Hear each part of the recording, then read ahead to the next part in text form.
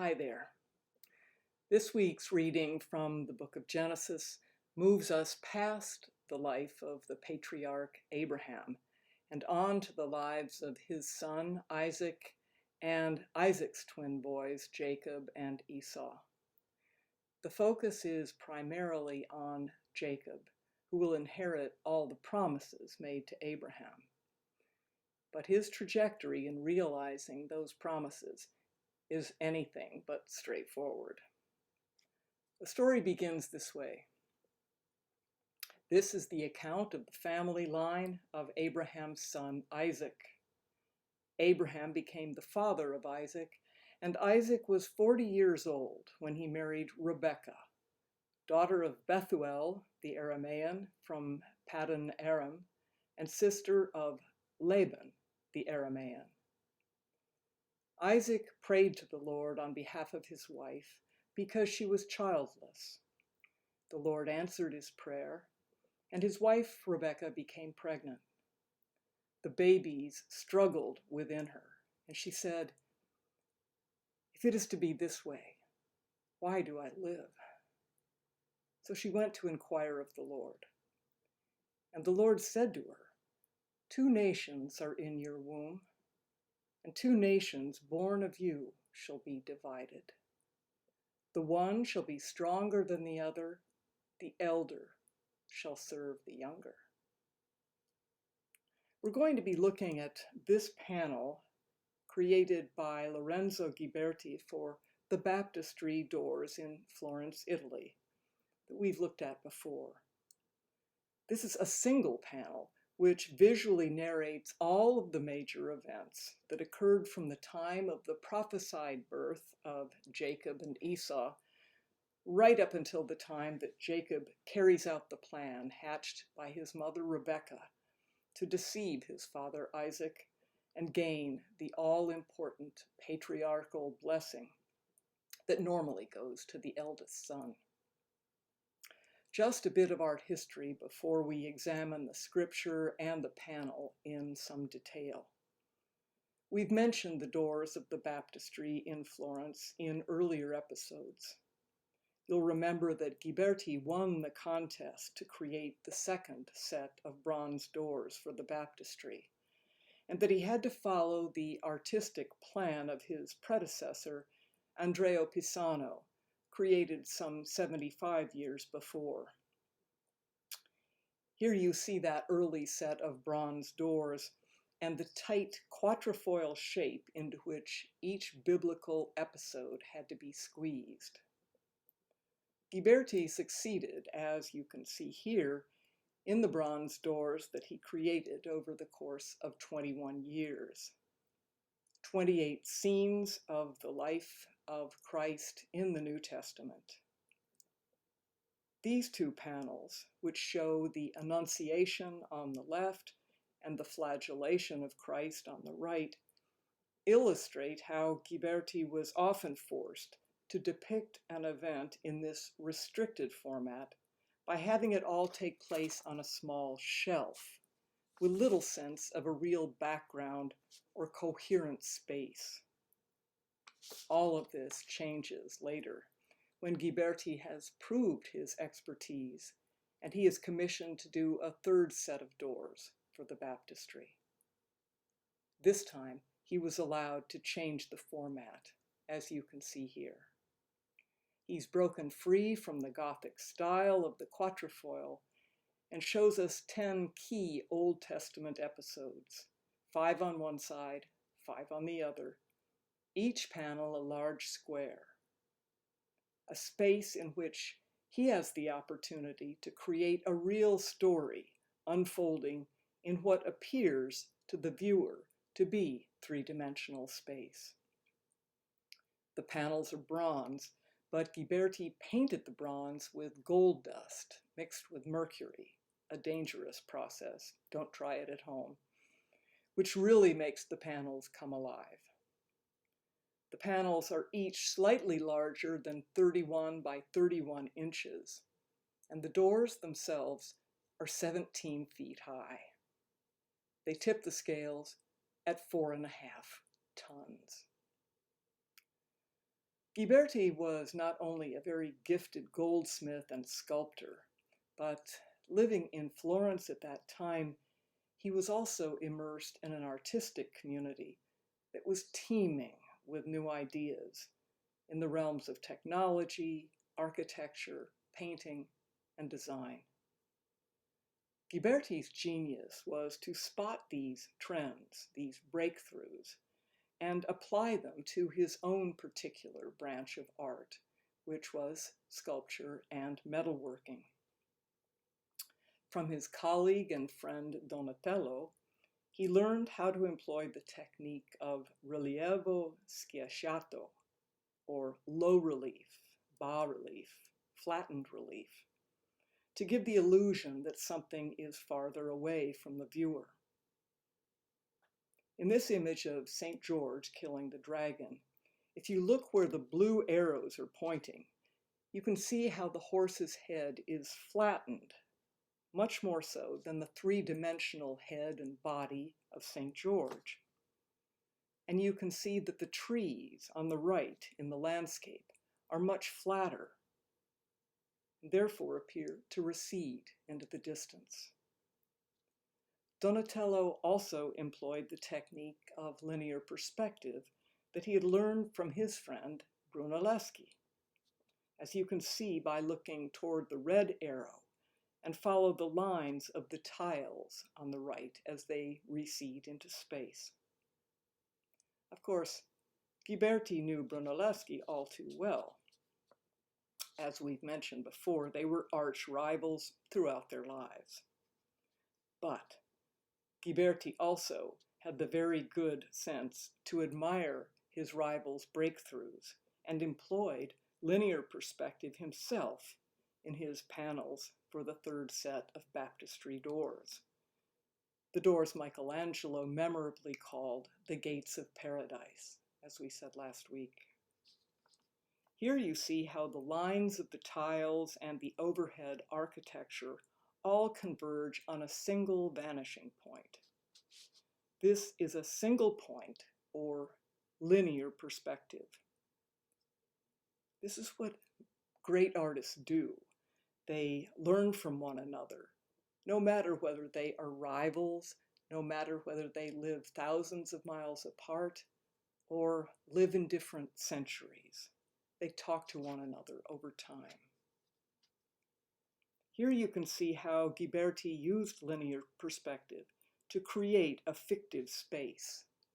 And that single perspective point, helps to give his complex narrative of 7 episodes in the life of Jacob, Isaac, and Esau, gives them a coherence and a unity that they otherwise wouldn't have. Now it's time to take a look at those episodes in Scripture and as they're narrated on Ghiberti's panel. The first event takes place in the upper right-hand corner of the panel. Scripture tells us that Rebekah had been unable to have children, that Isaac prayed to the Lord that she be able to conceive, and his prayer was answered. But her pregnancy was difficult, she was going to have twins, and here we see her on a sort of rooftop terrace, pleading with the Lord about the excruciating pain that she was experiencing. And the Lord gives her this fateful prophecy. 2 nations are in your womb, and 2 peoples born of you shall be divided. The one shall be stronger than the other, the elder shall serve the younger. Apparently, sibling rivalry has been with us a long time. There have been Cain and Abel, Isaac and Ishmael, and now Jacob and Esau. Rebekah here is given a key insight when she learns that the elder of the 2 twins would not inherit the blessings that normally go to the firstborn. This is an insight into the future that perhaps only Rebekah is given. We're not told whether she passed the prophecy on to her husband or to her sons. But as the story unfolds, it's a good thing to remember that she, at least, has known from the very beginning that the Lord is going to favor Jacob over Esau, the younger over the elder. And that knowledge may have influenced her relationship with her husband and with her children as they were growing up. The second event unfolds in very low relief on the left-hand side of the panel. The flattened relief gives us the illusion that this occurs in the background at some distance from the front of the panel, where everything is depicted in much sharper relief. This is Rebecca lying on a bed, presumably in the process of giving birth to the twin boys, Jacob and Esau, around whom the drama turns. The third event occurs years later, time-wise, and takes place in the middle distance in semi-relief. You'll observe that in addition to changing the relief, Ghiberti diminishes the size of his figures and the size of the architecture, which is another way he achieves the effect of three-dimensional space and distance. This event is actually the main Old Testament reading for this Sunday. Once, when Jacob was cooking a stew, Esau came in from the field and was famished. Esau said to Jacob, "Let me eat some of that red stuff, for I am famished." Therefore, he was also called Edom. Edom means red. Jacob said, "First, sell me your birthright." Esau said, "Well, I'm about to die. Of what use to me is a birthright?" Jacob said, "Swear to me first." So he swore to him and sold his birthright to Jacob. Then Jacob gave Esau bread and lentil stew, and he ate and drank and rose and went on his way. Thus Esau despised his birthright. You see Esau rushing toward Jacob, and he has thrown down his bow, which you see in the foreground, in his desperation to get at that lentil stew that Jacob, on the left, has been preparing. We'll take out the foreground figure so you can concentrate on the two characters in this episode. You can see that although this event takes place in the middle distance, it is at the very heart of the panel. The vanishing point is just above their heads, so the lines of the tiles and the diminishing arches that are featured in the building behind them act as a frame for this portion of the story. And it's worth noting that the architecture here was very cutting edge for that time. Brunelleschi had reintroduced the classic Greco-Roman style of rounded arches and graceful columns, sometimes pilasters, as you see here with Corinthian capitals, and Ghiberti again following Brunelleschi's lead. Just in front of them, the fourth event is unfolding. This event and the three others that remain unfold between today's scripture reading and the reading for next Sunday. So you'll need to bear them in mind next Sunday because they will be in the past. Here we see Isaac and Esau as figures almost fully in the round, almost detached from the panel, as you can see from the photo on the left. In that image, if you look carefully, you can also get another look at the bowl of lentils that Jacob is offering Esau in the background, because this photo is taken from a slightly different angle from the one I showed you earlier of that scene. The figure of Esau is incredibly beautiful. He's in the very classical contrapposto pose, with weight resting on one leg, while the other is disengaged and bent at the knee, which curves the body and gives the sculpture a certain grace and liveliness. Isaac is now old and blind, and he calls Esau to himself and says, "I'm now an old man and don't know the day of my death. Now then, get your equipment, your quiver and your bow, and go out to the open country to hunt some wild game for me. Prepare me the kind of tasty food I like, and bring it to me to eat, so that I may give you my blessing before I die." Esau's hunting dogs are really rather wonderful. One is smooth and one has much longer, curlier hair, just as Jacob was said to be a smooth man, while Esau is said to be quite hairy, as we can see him here with an abundance of curls. Sadly, both dogs have sustained some damage, and one is missing its muzzle, the one in the rear, although in this photo, the muzzle has been photoshopped back in.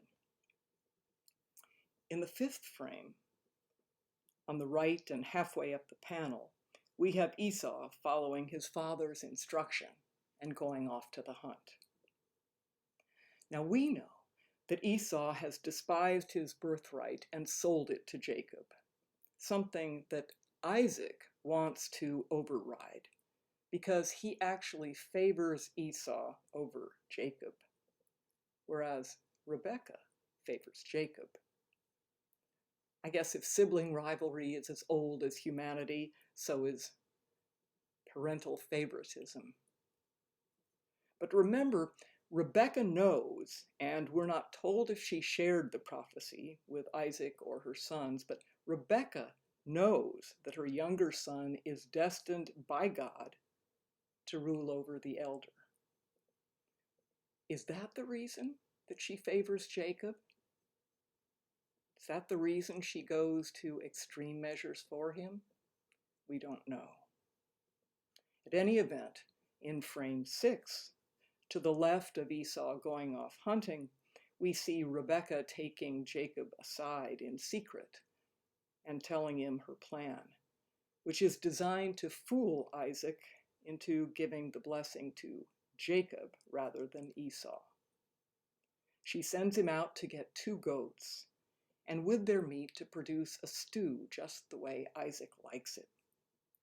She dresses Jacob in Esau's clothes so that when he is close to his father, Isaac will think it is Esau because of what he smells, Esau's scent on the clothes.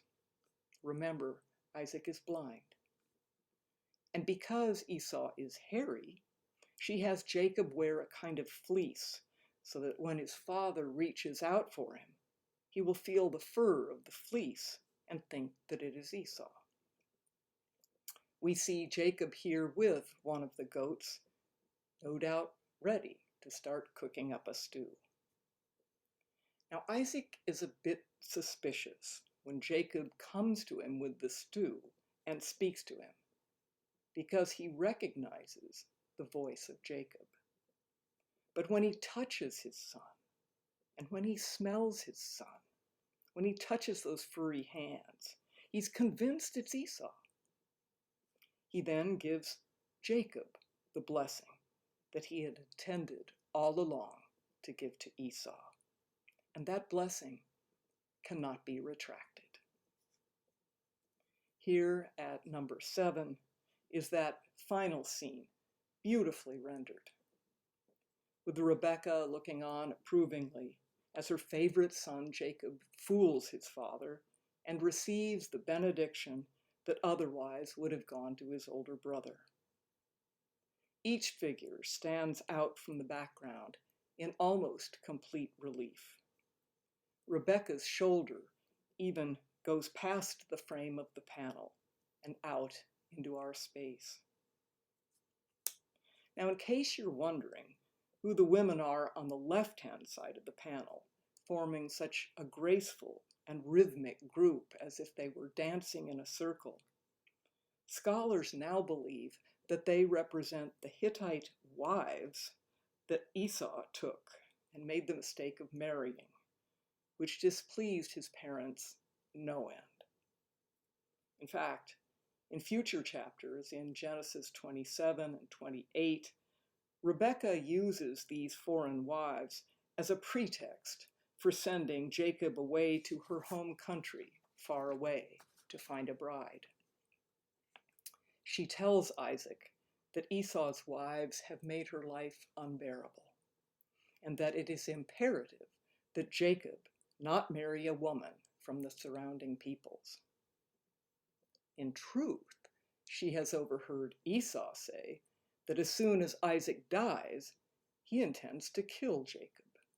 And so she concocts this plan of sending her favorite away to get him out of harm's way until Esau's rage has calmed down a bit, and then she can send word to Jacob to have him return home.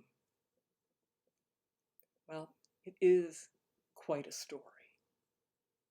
And it's also cleverly and creatively laid out for us here, narrated for us, all 7 episodes in this square, 31 by 31. It's no wonder that the doors that Ghiberti created are considered one of the greatest triumphs of the early Renaissance and helped usher in all of the rich artistic developments that would flow from that. Looking ahead to next week, I might take a break from the Old Testament readings because the New Testament readings on this Sunday and next Sunday treat the parable of the sower. And there is just so much wonderful artwork that surrounds that. And I really want to share that with you. So I hope to see you then. God bless. Take care. Be safe. And I'll see you soon.